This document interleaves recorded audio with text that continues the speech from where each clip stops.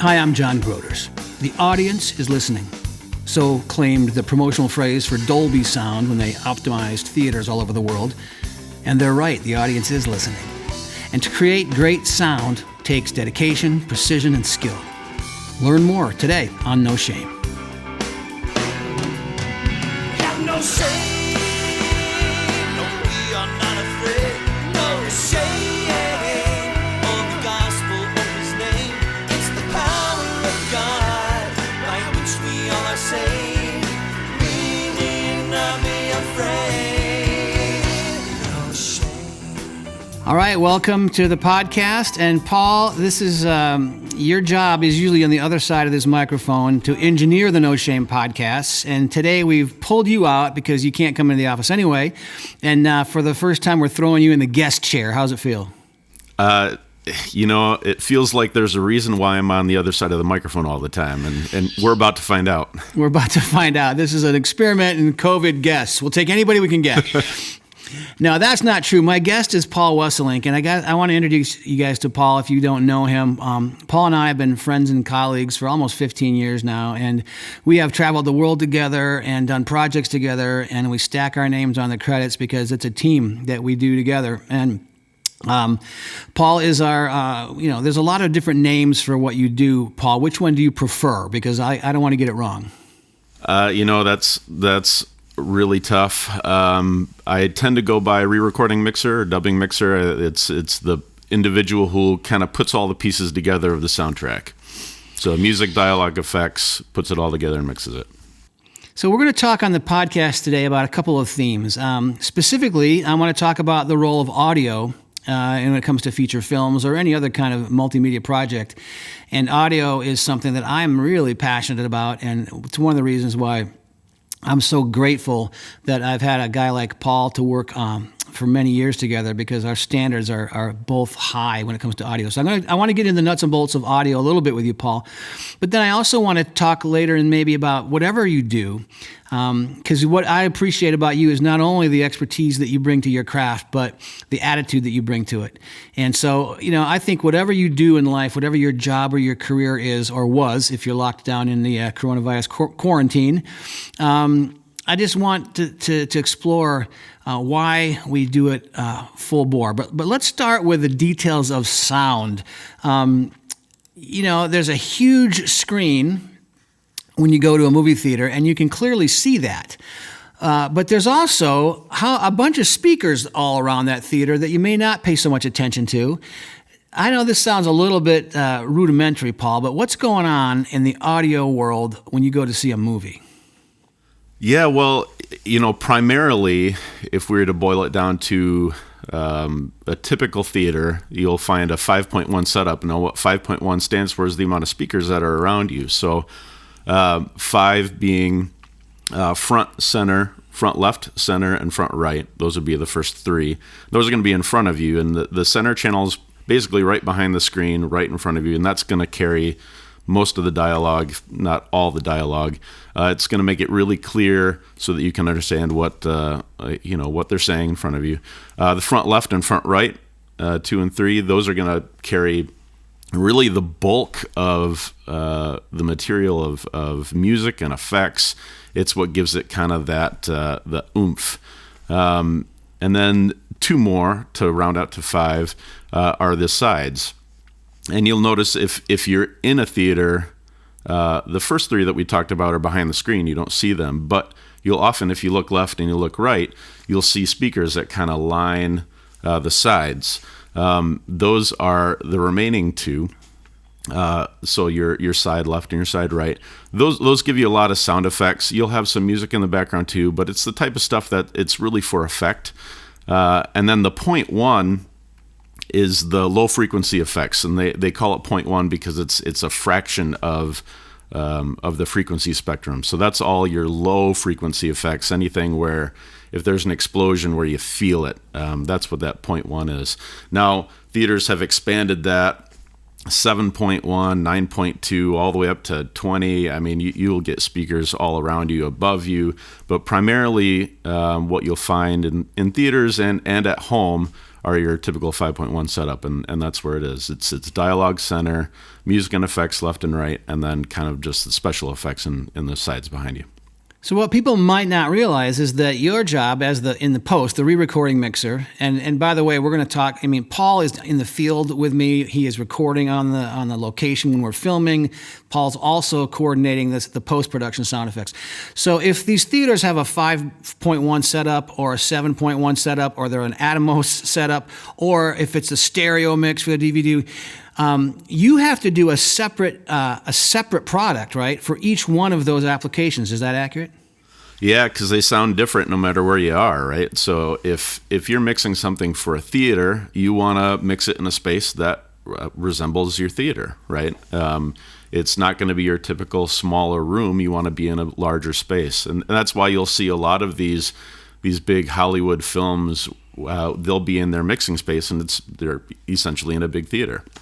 If you're mixing for television, it's going to be a different thing. For stereo, if you're mixing music, you know, where a lot of people are going to be listening in their cars, you're going to want to listen to that stuff in a car and just get a sense of how it translates to the different environments where you're going to be in. So yeah, it really all depends on the output, and each output will give you a different sound and different quality. So you're describing the kind of space, but you also have a different mix, right? If you're creating a 7.1 mix than a stereo mix, you've got to completely create a different output. Is that right? Yeah, absolutely. You know, because on a stereo mix versus 5.1 stereo, you don't have that center channel, so you have to decide what are you going to do with all the dialogue that's kind of hanging in the center. You have to divvy that up between the front left and front right, and same thing with the effects that are behind you. You have to figure out what you want to do with that, and so the mix is completely different for a stereo mix than it is for surround. You know, I've been lazy. Actually, I'd like your help with this because at home I have a television, and I haven't set up a good audio environment just because I haven't gotten around to it. And we've got some old gear that we're not even using that I'm hoping maybe you can help me.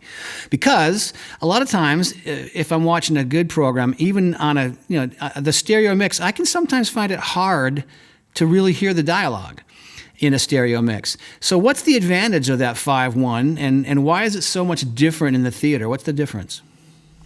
Well, that center channel makes all the difference, right? So here in my house, we actually only have kind of a front array, the front three, the left, center, and right. I don't have space, you know, or a wife who's all about me having kind of the sides and speakers everywhere else. But that front three carrying the bulk of that material is a big deal. And if you take that center channel out, the clarity of the dialogue isn't there. And so that center channel makes all the difference in terms of hearing what people are saying and hearing it accurately. If you have, like for my parents, for example, as they get older, hearing tends to go a little bit, and the high frequency stuff tends to kind of fall off for people. Having a center channel that carries exclusively dialogue material is going to make it so much easier for them to hear it. You can turn down your left and your right, but still have that dialogue coming through fine, and they'll hear it so much better. So that front array, left, center, right, is just crucial for the material that you as the creator and the director wants to get across cleanly and effectively. And so the theaters do that really, really well, right? They have big speakers which not only will play material cleanly, or I mean loudly, but it'll also play it back cleanly. And you know, if you're pumping out a lot of material through small guys, it's just not going to come through because you're gonna clip them. You're not going to be able to play it loudly and cleanly enough. So that's where theaters have the advantage. They have the space, they have the room, they have the speakers, they have the gear, so that everybody can hear and understand what you're playing. So the importance of audio in the power of film or media, we've talked about this, Paul, before. I feel like you can judge a film usually in the first 3 minutes by the audio quality. Like it sort of puts it in a slot right off the bat. If a movie is shoddy on its audio quality, that's a tough one to overcome, isn't it? Yeah, and you'll hear it. You'll hear it online. The wide range of differences. If you pull up any videos online, you'll start to notice videos that are done really well and videos that aren't. And typically, I'm the audio person. This is what I look at first, but typically that's the thing where you'll notice it right away. It might be that all of the dialogue for some reason is panned way left and you don't really know why. So, on a computer or a laptop, if you're listening to it, you might not notice it, but if you throw headphones on, it's like, what in the world is going on? Or again, things just aren't really clean. The dialogue's not really clean, or it was recorded really far away. So there are lots of things that make a big difference. And for some reason in production, a lot of people will pay attention to what they can see, but they won't pay as much attention to what they can hear. And we'll find a lot of projects at our office at Grooters that people will come in and say, hey, we have this film, but help, we gave audio to somebody who didn't know what they were doing, and we just figured they could do it. We didn't think it was a big deal, and help us because it's not working. And that's a role we find ourselves in a lot. People just don't pay as much attention to it. Yeah, I've always said if I had to choose between good audio and good picture, I'd take the audio.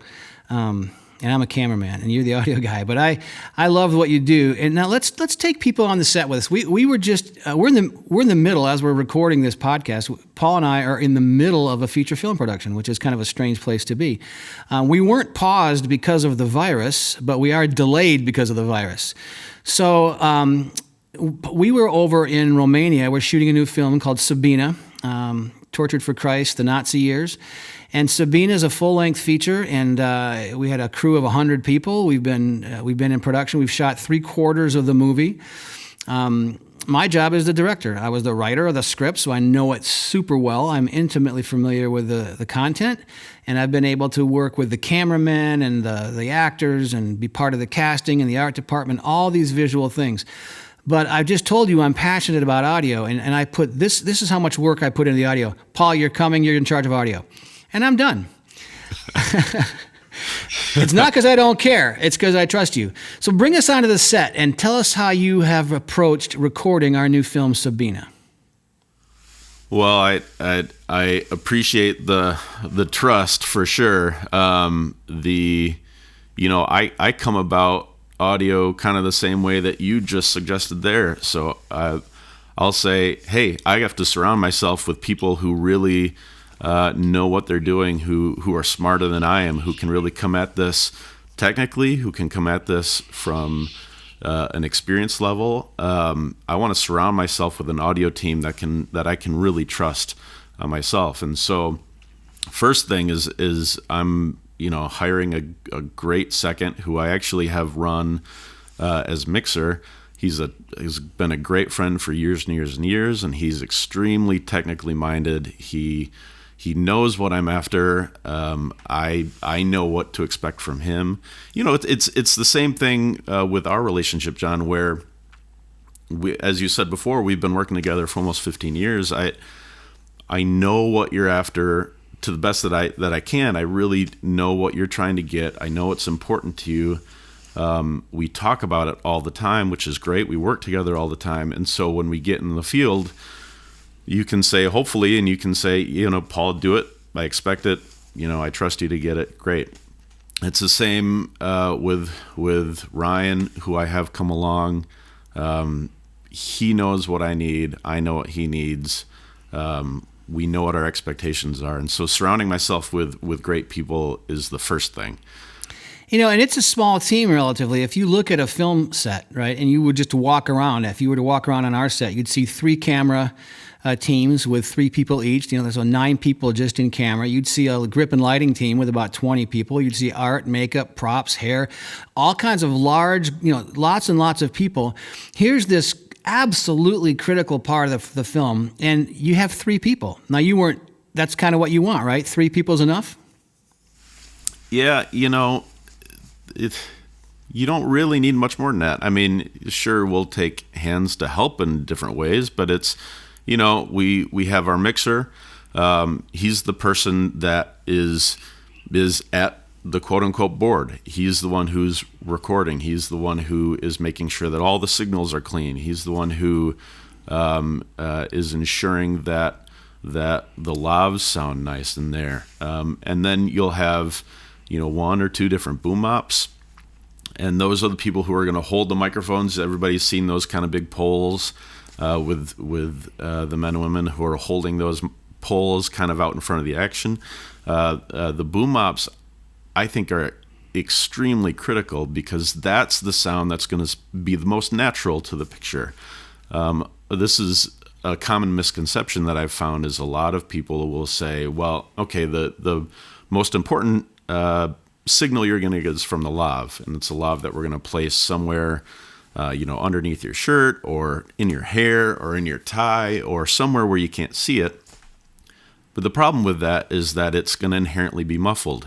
It's, again, under some fabric, or it's in your hair. It's not right in front of your mouth, not in front of the sound source, right? And every once in a while it does this. Yeah, exactly. I hear that. What is that? Yeah. So it's wireless. So you'll run into wireless interference. More and more our world around us is run wirelessly. And so you'll do your best you can when you get into an environment, a new space, you scan the frequencies and you pick one that's clean. But if you're in a city, we spent a lot of time in Bucharest. Cities tend to be pretty full in their frequencies. Those frequencies are used all the time. So you might run into a spot where it's just not clean, and so you'll get a bit of wireless interference. And so you run into a lot of tricky situations with wireless, with lavs, but with booms, you're right there, you're right over their head. You can hear really cleanly. It's really natural. And so having a great boom team, I think, is critical. And so on this trip, we had two of us running on booms. One, we had a stereo pair, so an MS boom, mid-side boom that gives us kind of a really nice width to the sound, is really great for capturing ambiances, right? So if we're on the street in Bucharest, I want to hear what that street sounds like. And so a stereo signal is going to give me that natural width. It's, we have two ears. Everybody hears in stereo.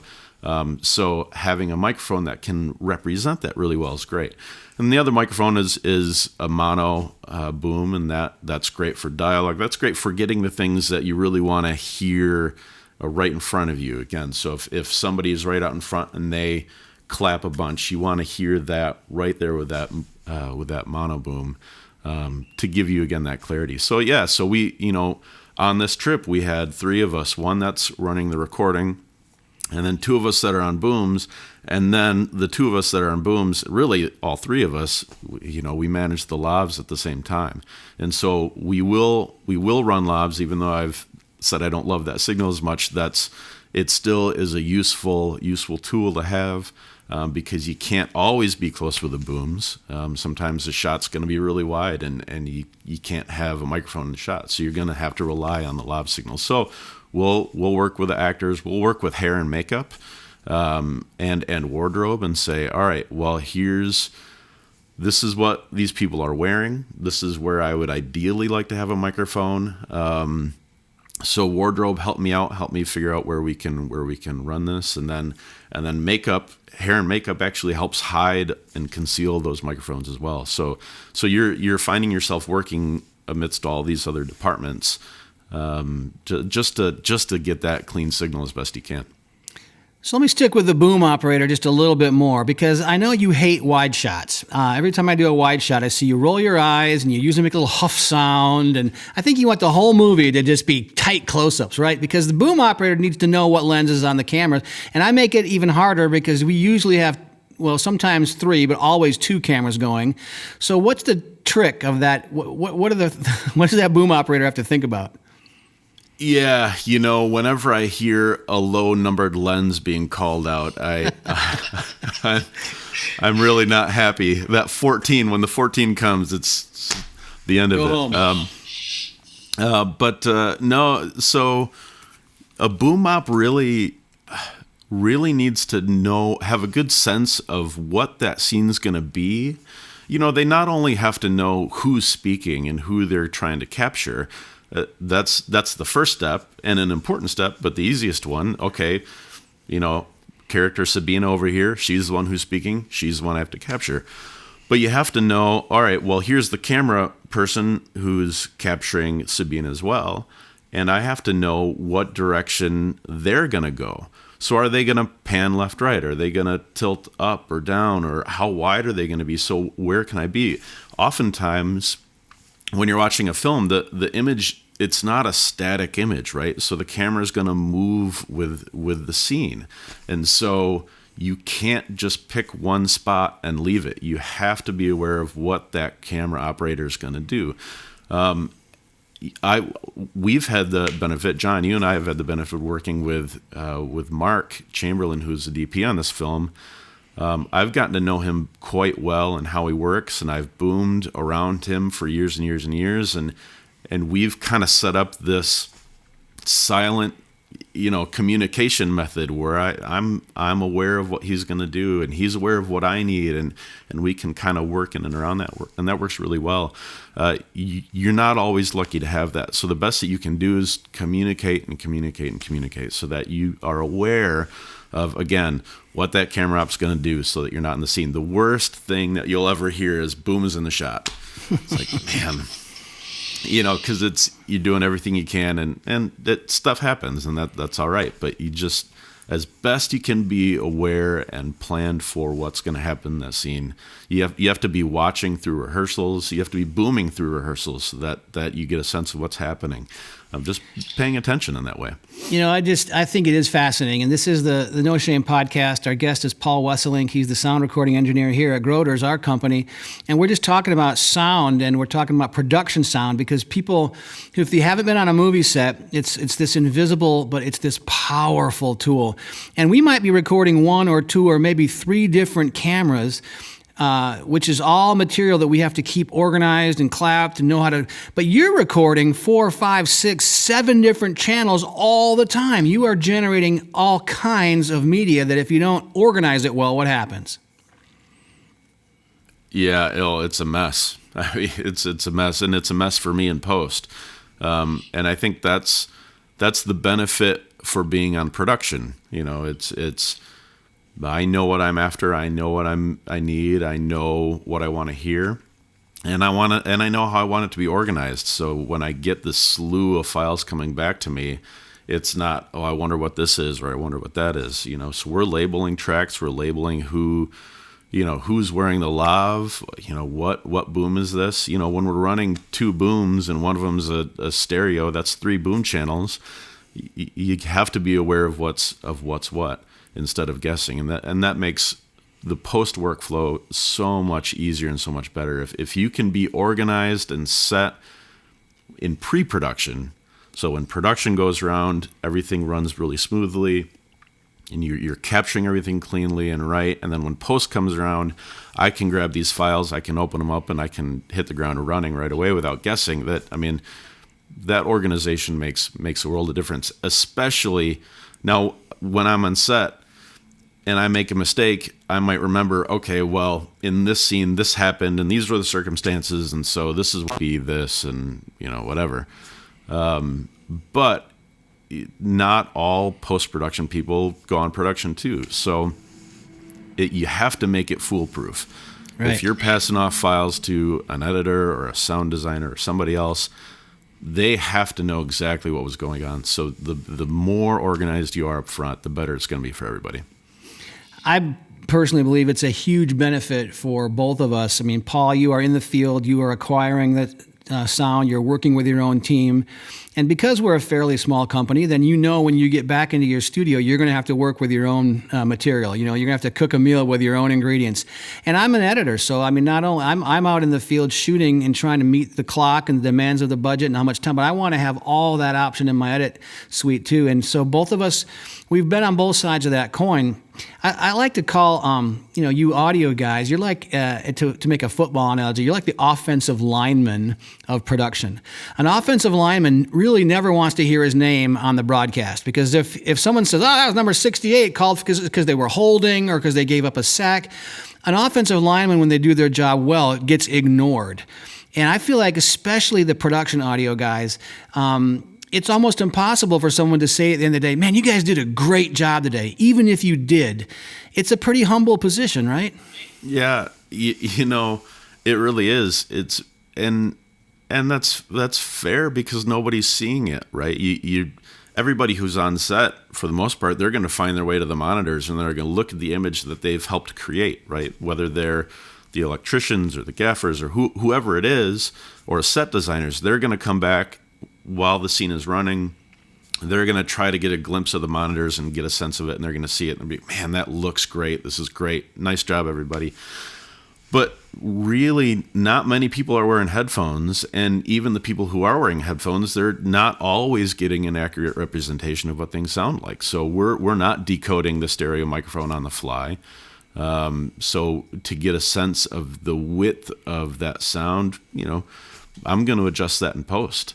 And the only people who really are listening anyway are you as the director and the script supervisor. They're going to be listening, but that's about it besides us. So you have a lot of people on set who they hope you're doing it right. I mean, well, and here's you. why it matters. You know, like you said, we've talked a lot about the kind of what we're after from a production standpoint, and what we're after. And there's this humble, quiet team of doing the audio. Maybe another analogy, I'm wearing a Tiger hat today. Paul and I are both actually baseball fans. We kind of share that. I was watching the '84 World Series. It's great because the Tigers won. It was the last time they did. And the great broadcasters of Vin Scully and Joe Gargiulo were calling the game the other night. And there was two plays back-to-back. There was the Tigers were playing the Padres in the World Series. Padres had a guy on second. There was a pitch from Wilcox. It was in the dirt, way off to the catcher's left, and Parrish dives over, makes a shorthanded stop, throws the ball back. Nobody notices. The next play, the batter, Kennedy, the catcher, hits a one over the head of the center fielder, Chet Lemon. He goes sprinting back, twists around 3 times, makes a great catch. Everybody cheers. It was really cool how Gargiulo and Vin Scully were saying both catches were equally valuable to that World Series game. The one the catcher made that nobody noticed because he's the catcher, and then the one everyone stood up and had a standing ovation for Chet Lemon. So you're both the offensive lineman and you're the catcher. But these are such important roles. I think the value that I like to think about today is, what job do you do? Whoever you are, but if you're listening to our podcast, I mean, you may be you may be the actor or the actress who's on screen and kind of you may be Chet Lemon making this great catch in center field, or you might be the offensive line of your company or your school or whatever you do.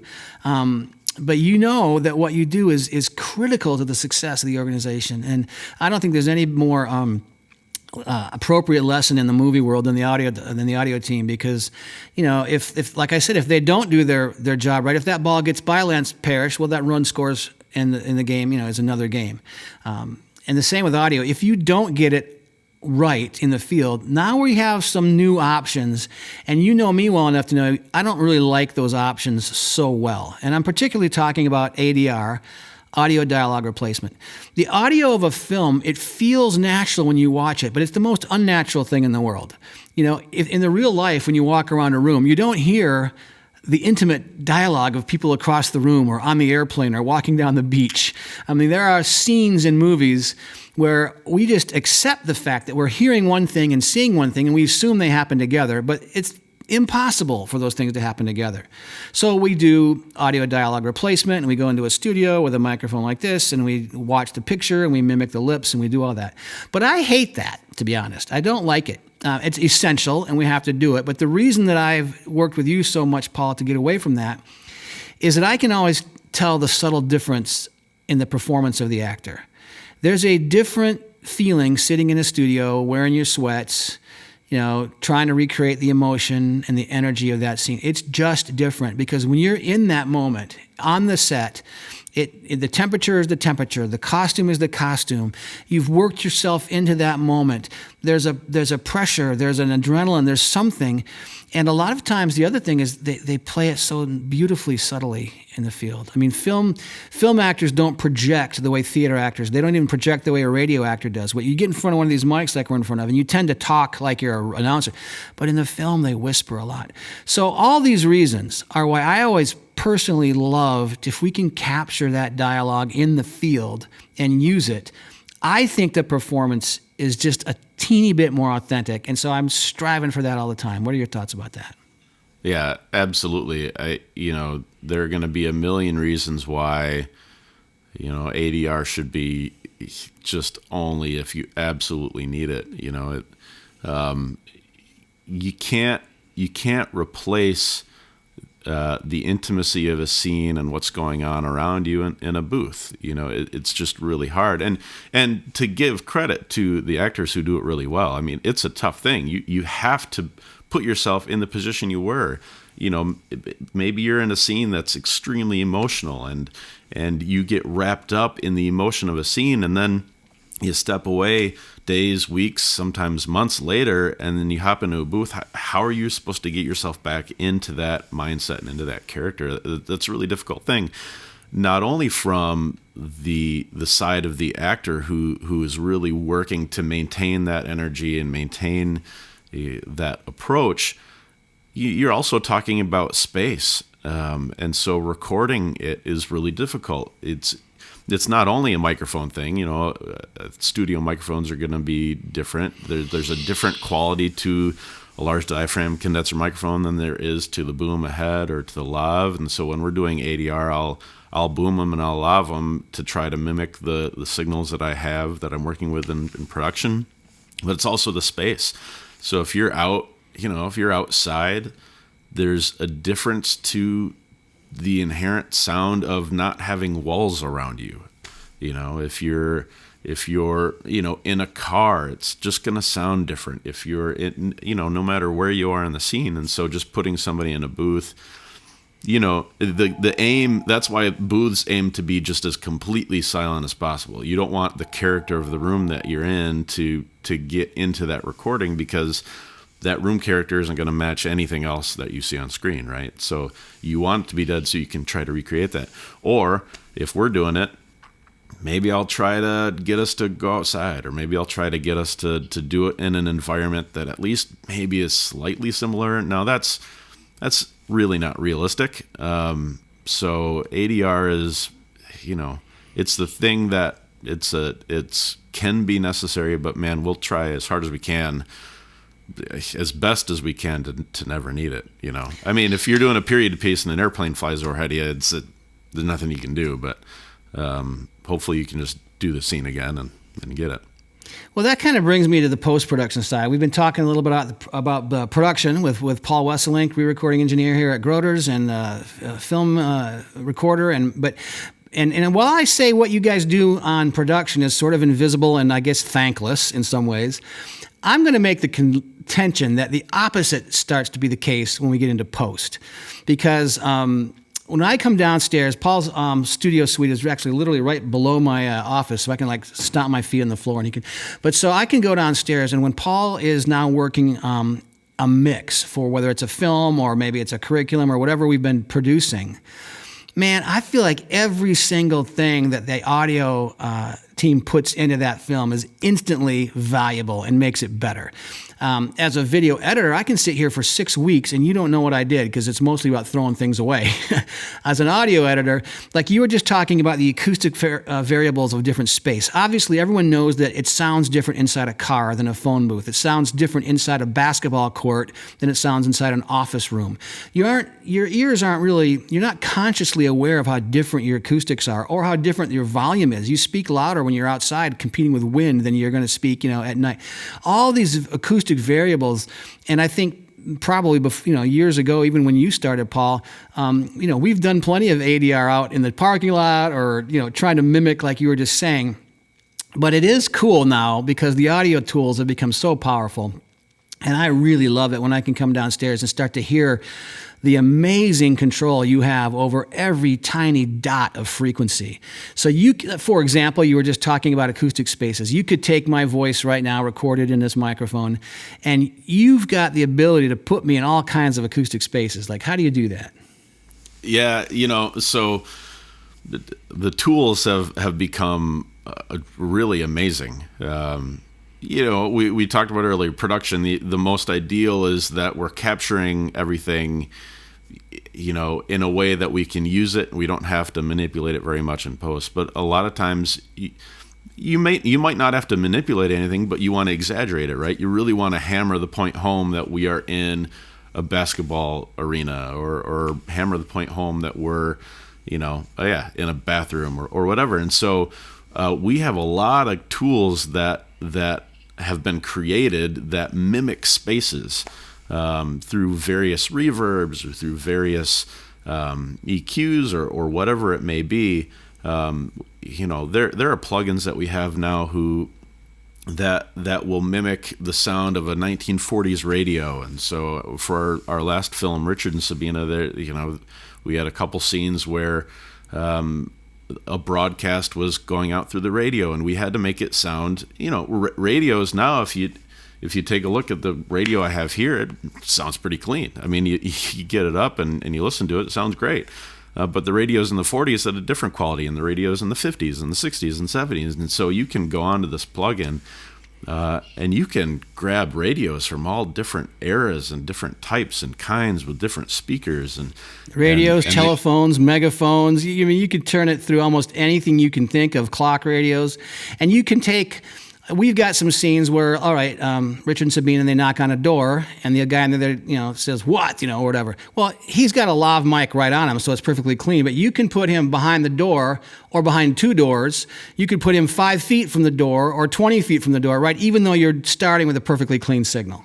Yeah, it's pretty incredible. They'll have maps, right? And so it'll be, you can open up this plugin and it'll be basically a square, and they'll have the sound source here, and they'll have a picture of a microphone right here, and you can say, I want it to sound like the microphone's right in front of the person, or you can say, well, let's say the microphone is on the other end of the room. So if your room is like this, here's the microphone, here's the sound source. It's further away, and it mimics that amount of space. Or you can say, I want it to be in another room. So now you have two squares or rectangles, and you have a sound source over here, and then through a door and a microphone.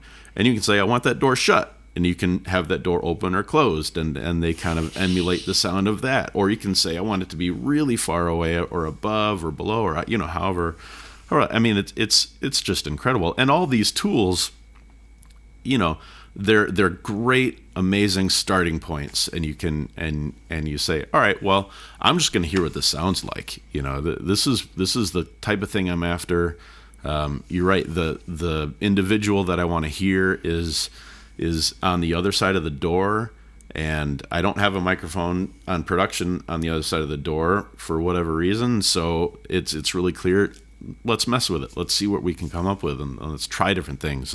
And that's the fun part. You can get incredibly creative in the studio, and incredibly creative with how you mix things, and what your sound design does, and how all these elements play. I think that's where the fun is. And just as you talked about earlier, where a lot of editing, you're cutting stuff out and nobody knows and whatever. I remember the first film that we did together years and years ago that had a theatrical run.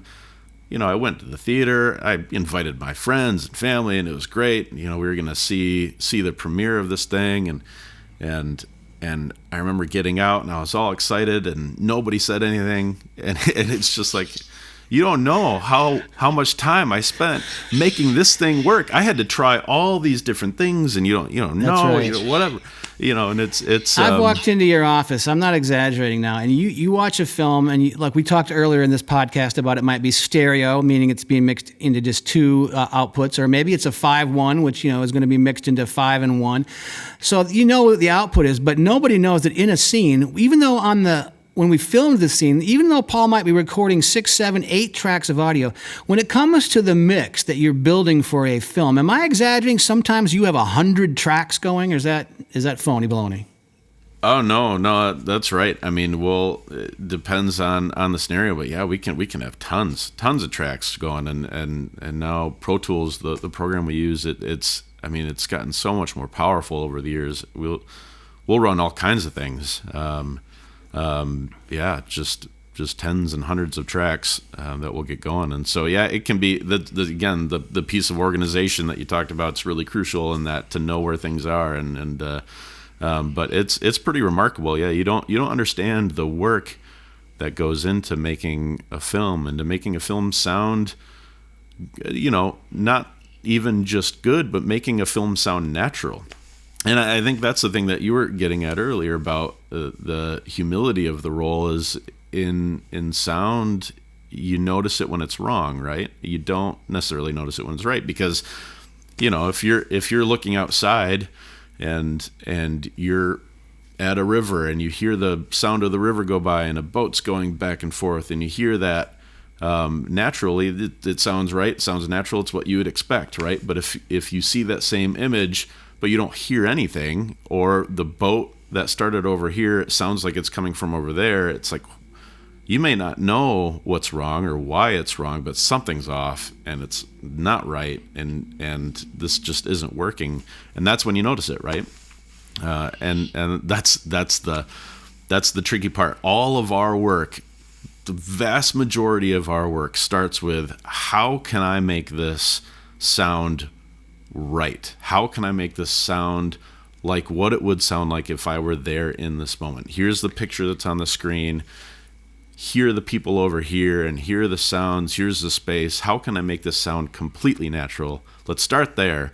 And then, all right, now I know the emotion of the scene is this, or John, you as the director, you really want to exaggerate this piece to get this feeling out of it. And then, okay, well, now let's push it. Now let's exaggerate the fact that, okay, the wind is blowing maybe a little harder than it was naturally, but you want to get that sense it's really cold and eerie, or so on and so forth. But we always start, let's just try to make it natural. Let's try to make it sound as real as it was and would be if you were there. And then let's move from there into the really fun stuff. So I just sent you, Paul, the first 12 scenes of our new film, Sabina. And this is what has to grab the audience. I'm a big believer in the old adage, curtain up trouble. So I like a film or a story, I like it to start right away, like not to sort of slowly ramp in, but right off the bat. I mean, I think even James Bond kind of figured that out. So curtain up trouble, and then we're at our title frame. So I just sent you the opening chunk. You've got soldiers running through the streets of Bucharest, 1944. You've got gunfire. You've got the sounds of an old truck that's driving around the streets with a loudspeaker that's that's blaring out. All soldiers of the Reich, turn yourself in. You'll be spared, because the Russians have entered the city. The Germans are trying to leave the city. It's a chaotic world. And it's got to have energy and power and all those, and feel cold, and footsteps and dogs barking the difference, and wind and gunfire. Now, if you were there the night we shot it, which you were, and I was, those guns go, they pip, poop. They sound horrible. They're fake, right? Because we don't really shoot people. And then they hit the wall. So if you were actually there, we're talking about it sounding real, but we don't want it to sound like that. But this is a pretty fun. You've got 12 scenes to right away grab everyone going, I want to watch the rest of this movie. How do you approach it? What are you going to do? Yeah, I mean, I think it's really just what I said first, just a second ago. It's all right. Well, let's start with, let's make sense of what's going on. Let's start with, okay, this is what you're seeing happening in front of you. What would this actually sound like? Let's try to mimic the So how do you do that? Like you specifically, you go through and you first of all, you clean up all the dialogue, right? And then you start to build an ambiance. I mean, you tell me, there's a process that, even though you have a theory, now you've got to build track by track. Just give us a little peek at how you build that soundtrack now that you're beginning it. Yeah, so we'll take all of our sound sources, right? We will take, all the booms and the lavs and whoever's talking, and we'll start with just organizing who's where, who's what, and let's try to normalize, for maybe lack of a better term, let's try to normalize the audio level. Let's try to make everybody kind of sound at about the similar level, about a similar space. Let's try to EQ it so it's natural, so that the human voice sounds just like the human voice. So we're trying to just do some really light EQs. So we're taking out any unnecessary sounds that don't really add to it or get in the way. Oftentimes that's a lot of low rumble. So we had the truck actually going by right in the scene. And if I'm going to take all of my microphones add them all together with all these different people talking, and that truck is happening and all these different things, all of a sudden that low frequency stuff is going to build up and build up and build up to the point where it's just out of control. So on a lot of these microphones with the people that are talking, I'm trying to kind of limit it a little bit so that it really is nice around where the human voice sits. And then, once you can get the dialogue in that spot, then you get a sense of, all right, well, now where are they talking? How far away are they? What space are they? So the streets that you're talking about have a lot of, it's these kind of brick, pebble, stone streets, right? With hard brick walls of buildings around. So what's the sound of the person who's in the car who's broadcasting this signal out of this type of microphone, out of this type of speaker, going down the street? So let's try to mimic how far away they're going to be and what that's going to sound like. And maybe the eeriness of, you might see a shot of the soldiers who are kind of huddled together, but that sound, that thing, you want everybody to know that they're hearing that all the time. They're afraid of that. It's there. It's constantly playing in the background. So they're running away from it. They're trying to get away. So you're trying to create the space a little bit that creates the energy and the emotion of what the actors are going through, what the people in that scene are going through. You want to hit them right away with something's not right. These people are in trouble.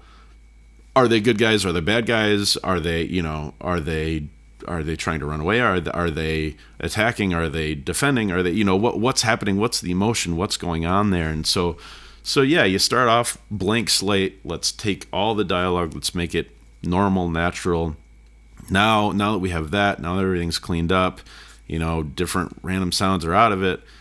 Now let's put them in the position. Let's create the emotion. Let's put them in the space that is representative of where they are.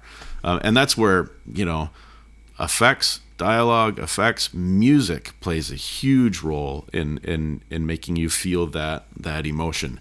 So that's what we'll do. And it's a massive job going from beginning to end, to make you feel that way. Well, I really can't wait to hear this film come to life, and even these first 12 scenes I'm super excited about. And I think it is because of our ongoing dialogue, and I'm trying to actually write and direct and even edit now more to even over-accentuate the value of sound and opening scenes with just sounds before you realize it. In fact, you might have noticed, I don't even know if you've looked at these, I re-edited the 12 scenes, I reorganized it because exactly what you said, I didn't feel like I was giving enough prominence to the ominous presence of that truck and that loudspeaker, because I had it in the scene, but not first. And now it's the first thing you're going to hear, and it's in German. And it's a driving truck that's far away, but that's going to be the very first sort of presence of this film. And in our last film, Tortured for Christ, we opened going down a hallway with a scene of a beating far in the distance. I mean, it attracted my attention by giving me a sound that I have to kind of figure out. So, we're working in tandem on this, and I really think it's going to be this film is pushing me as hard and as far as I've ever been pushed, and I love it. And I think it's going to push you too. And that kind of brings me to my final question is, we talk about no shame at the intersection of faith and culture. And I guess maybe what role does the faith that you live by have in the way you approach your work, or any comment you might want to make about even the work that we do at sometimes together? Is it a big part, a small part? Does it make it, what are your thoughts about that? Yeah, something that we've heard, and not to toot our horn or anything, but one thing that we've heard oftentimes when we go on set is people have said, yeah, man, you hold yourselves differently, or you hold yourselves to a higher standard, or you treat us well. So many films come through these places and they're arrogant and they're mean, or they just treat us like we don't matter, and you all come and we feel like we're a part of this. For me, how we treat the world around us, how we interact with the people that we're working with, how we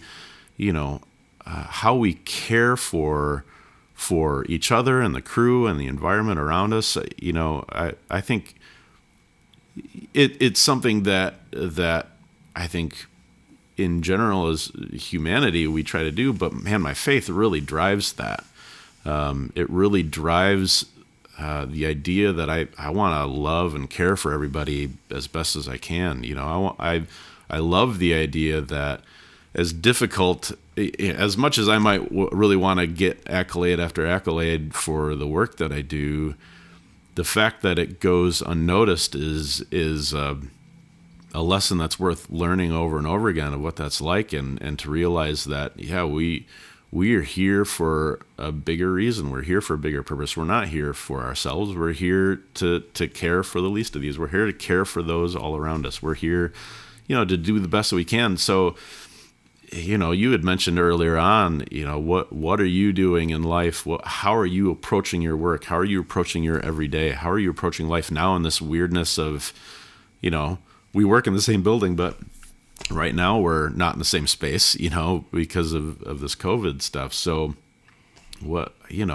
how are you going to approach it so that, again, the world may know who you are and what you're about and what you care for? So that's, one simple way, but one way that I think we all try to hold ourselves. And that's a big pointer to the faith that we have and the love that we have for our Creator, for each other, and for the world around us. Yeah, man, well said. And it's been a great privilege being a colleague of Paul's for many years and a friend to Paul and his beautiful wife and family. We have done work all over the world, and if you want to hear some of Paul's audio, we've done hundreds of projects together, but the big features that we've done are The Frontier Boys, which is available, and then Tortured for Christ, which we did 3 years ago. That's on Amazon Prime. And now we're on our third major feature. In addition, we've done all of That the World May Knows with Ray Vanderlaan, and just dozens of projects. But if you listen to them, you can hear, if you've listened to this podcast and if you've seen or listened to any of our work together, now I hope you have a new ear for what's going on in the audio track. And just notice for a change, wow, the voices, the sound design, the depth of the atmospheres, all of that is added painstakingly, piece by piece, by Paul and by his team. And we've even started advertising in the past year, Paul, right here, to say as a post-production house, we're eager to help other people with their projects, and we're actively trying to bring in more work to our post facility, just so that we can apply our principles of post to other people's projects and help elevate them. Absolutely. Yeah, we love to work with all kinds of people. So yeah, if you have a project that needs posting, we're here for you. All right. Well, Paul, thanks for joining us today and being on this podcast. Like I said at the very start, Paul engineers these most of the time and is behind the microphone, as he always is behind the microphone. But it's really great to put you in front. What you have done with your career has made a difference in thousands and thousands of people's lives because they've been able to hear what we are talking about. It's meaningful work. You're excellent at it. And I hope that I can get you back in the office and we can get through this pandemic quickly. Absolutely. Thanks, John. I love it and I appreciate it. Thanks for listening. This is No Shame with John Grooters and our guest, Paul Wesselink. We're out. Have no shame. No, we are not afraid. No shame. On the gospel of his name. It's the power of God by which we all are saved. We need not be afraid. No Shame is a weekly podcast where John Grooters discusses life at the intersection of faith and culture with all kinds of interesting and inspiring guests. Subscribe to the podcast today by going to johngrooters.com, select the podcast tab, and hit subscribe. Listen whenever you have time, but don't miss any of these life-giving conversations.